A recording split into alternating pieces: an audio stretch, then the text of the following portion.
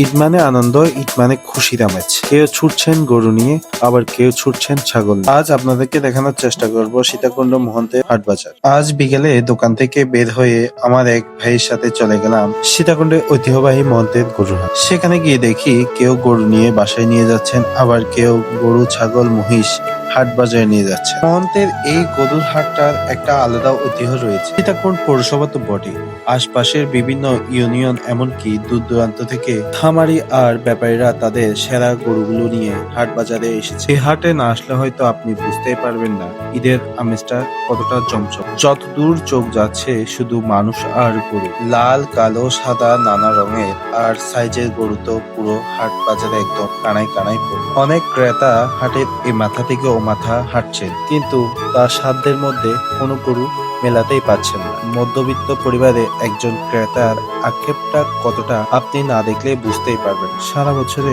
জমানো টাকাটা নিয়ে যখন হাটে এসে সাধ্যের মতো গরু মেলানো সম্ভব, তখন মলিন মুখে হাট থেকে শূন্য হাতে ফিরে যাওয়ার চেয়ে কষ্ট আর কিছু হতে পারে। অন্যদিকে ব্যাপারের কষ্টের গল্প শুনলে আরো বেশি কষ্ট লাগে। একটা বাছুরকে যে সন্তানের মতো 1 বছর 2 বছর ধরে লালন পালন করা, দিনরাত খাটা, আর এই চওড়া দামে বাজারের গোখাদ্য কিনে খাইয়ে বড় করার পেছনে যে কষ্ট, তা শুধুমাত্র একজন খামারি জানে। হাটে এসে যখন ক্রেতারা সেই কষ্টের দামটা দিতে চায় না, তখন তাদের চোখে মুখে নেমে আসে অন্ধকার। দিন শেষে সকলে কোরবানির ঈদ পালন করতে পারুক, এটাই আমাদের প্রত্যাশা। আমার কোনো কিছু যদি ভুল ত্রুটি হয়ে থাকে ক্ষমা সুন্দর দৃষ্টিতে দেখবেন। কারা কারা এই মহন্তের হাট থেকে গরু কিনেছেন অবশ্যই কমেন্ট করে জানাবেন। সবাইকে ধন্যবাদ এতক্ষণ কষ্ট করে আমার ভিডিওটি দেখার জন্য। আবারও দেখা হবে আপনাদের সাথে অন্য কোনো ভিডিওতে। আসসালামু আলাইকুম, সবাইকে নমস্কার।